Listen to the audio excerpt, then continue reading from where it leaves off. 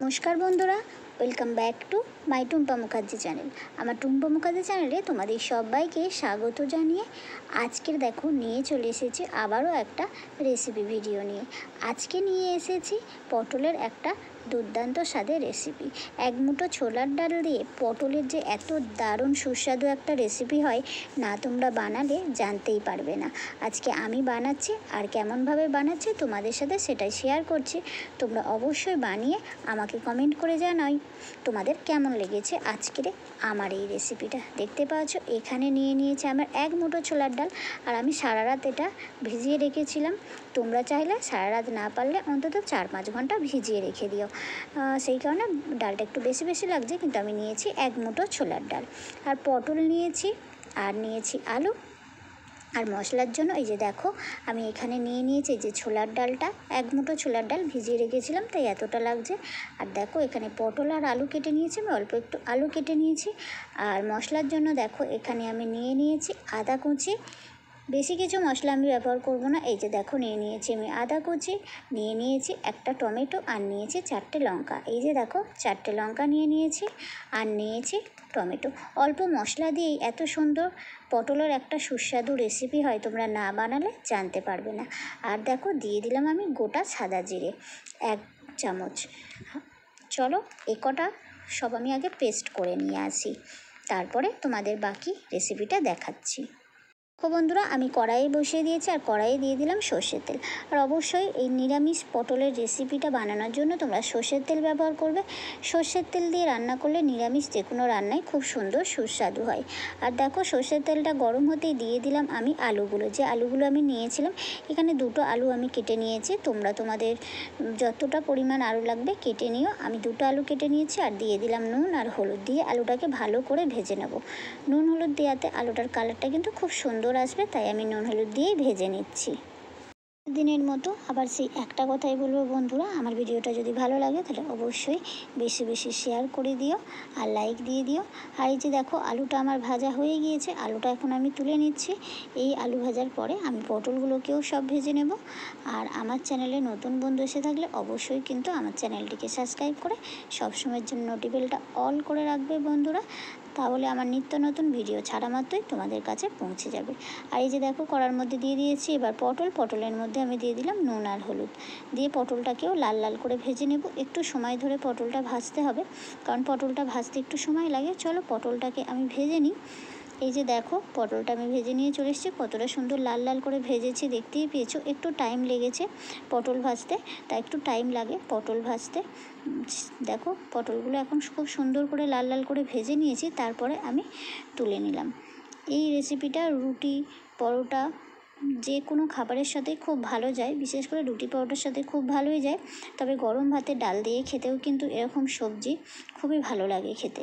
তোমরা বানিয়ে খেও, আর অবশ্যই কিন্তু আমাকে কমেন্ট করে জানিও কেমন হয়েছে আজকের আমার এই রেসিপিটা। তোমরা বানিয়ে খেয়ে তারপরে বলো। আর এখন দেখো পটলটা তুলে নেওয়ার পরে আমি দিয়ে দিচ্ছি ফোড়নে দিলাম 2টো শুকনো লঙ্কা, আর দিয়ে দিচ্ছি দেখো একটু জিরে আর 5 ফোড়ন একসাথে মিক্সড করে নিয়েছি। 5 ফোড়নের সাথে জিরে থাকেও, তারপরে আমি আরেকটু জিরে দিয়ে দিয়েছি, দিয়ে ফোড়নে দিয়ে দিলাম। আর যে মশলাটা আমি করেছিলাম টমেটো, আদা, জিরে আর কাঁচা লঙ্কার, সেই মশলাটা এখন দিয়ে দিলাম ওই ফোড়নের তেলেতে। দিয়ে একটু ভালো করে মশলাটা আমি ভেজে নেব একটু সময় ধরে। মশলা থেকে তেল বার হয়ে গেলে বাকি আর যা মশলা আমরা রেগুলার খাই সেই মশলাগুলো অ্যাড করে নেব। বন্ধুরা একটু সময় ধরে একটু কষাতে লাগবে, তাহলেই হয়ে যাবে। দেখতে পেয়েছো কতটা সুন্দর তেল ছেড়েছে। তারপরে দেখো আমরা রেগুলার যা মশলাগুলো খাই, দেখো দিয়ে দিলাম হলুদ গুঁড়ো, দিয়ে দিলাম লঙ্কার গুঁড়ো। কাঁচা লঙ্কা দিয়েছি যেহেতু আমি, তাই গুঁড়ো লঙ্কাটা একটু কম দিলাম। তোমরা তোমাদের ঝাল অনুযায়ী দিয়ে দেবে, যে যেরকম ঝাল খাও। আর দিয়ে দিয়েছি নুন, আর দিয়ে দিলাম স্বাদের জন্য অল্প একটু চিনি।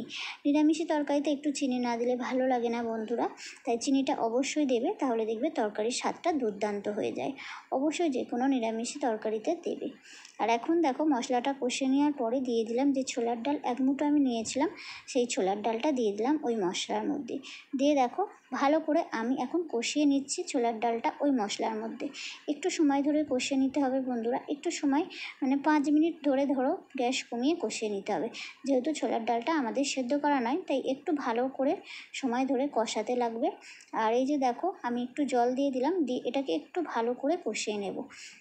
একটু কষাতে তো লাগবেই, কারণ যেহেতু সেদ্ধ করা না, তোমরা চাইলে আলাদাভাবে সেদ্ধ করে নিতে পারো, কিন্তু আমি কিন্তু সেদ্ধ করিনি। এই যে দেখো অনেকটা সময় ধরে 5 মিনিট সময় ধরে কষিয়ে নিয়েছি। দেখতে পেয়েছো কতটা সুন্দর কষা হয়েছে, খুব সুন্দর কিন্তু কষাটা হয়েছে ছোলার ডালটা।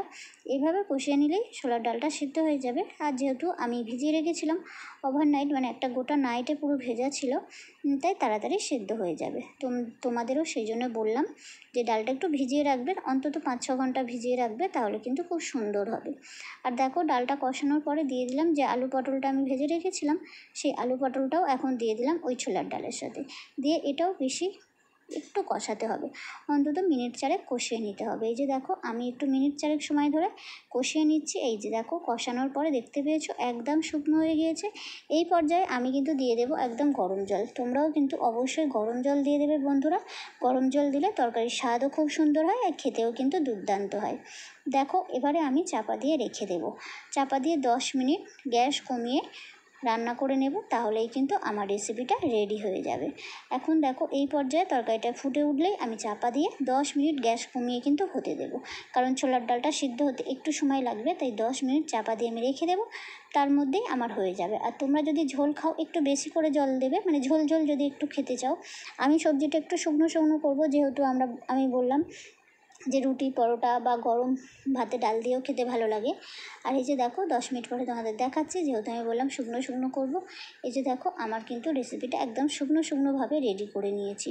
তোমরা এই যে এই পর্যায়ে এই জন্যই বলেছিলাম একটু জল বেশি করে দেবে, তাহলে তোমরা একটু কাদা কাদা ভাব বা ঝোল ভাব রাখতে চাইলে রাখতে পারবে, তাহলে খেতে ভাবে। আমরা যেহেতু ডাল দিয়ে ভাতের সাথে খাবো, তো সেই কারণে এইভাবে রান্না করেছি দুপুরবেলার খাওয়ার জন্য। তো তোমরা চাইলে রাত্রিবেলা বা সকালবেলা রুটি দিয়ে খাওয়ার জন্যও বানিয়ে নিতে পারো। চলো এখন ঢেলে নিচ্ছি। আর রুটি দিয়ে খাওয়ার জন্য একটু কাদা কাদা রেখো। আমরা যেহেতু ডাল দিয়ে খাবো তাই শুকনো শুকনো করে নিয়েছি।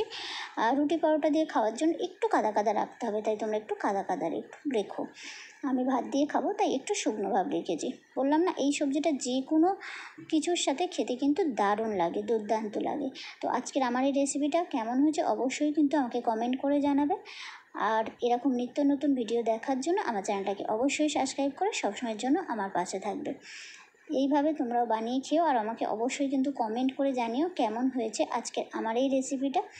তাহলে তোমাদের একটা কমেন্ট জানোই তো খুব ভালো লাগে পড়তে, আর তোমরা খুব সুন্দর সুন্দরভাবে কমেন্ট করো, তো আমার খুবই ভালো লাগে তো তোমাদের কমেন্টগুলো পড়তে। এইভাবে তোমরা আমার পাশে থেকো, আমিও তোমাদের অবশ্যই পাশে আছি। আর এই যে দেখো খুব সুন্দর করে থালার মধ্যে আমি নিয়ে নিয়েছি, প্লেটে তুলে নিয়েছি।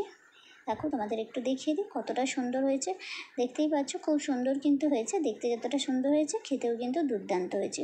চলো আজকের মতো টাটা, আবারও আসবো নতুন কোনো রেসিপির সাথে তোমাদের কাছে। সবাই ভালো থেকো, সুস্থ থেকো।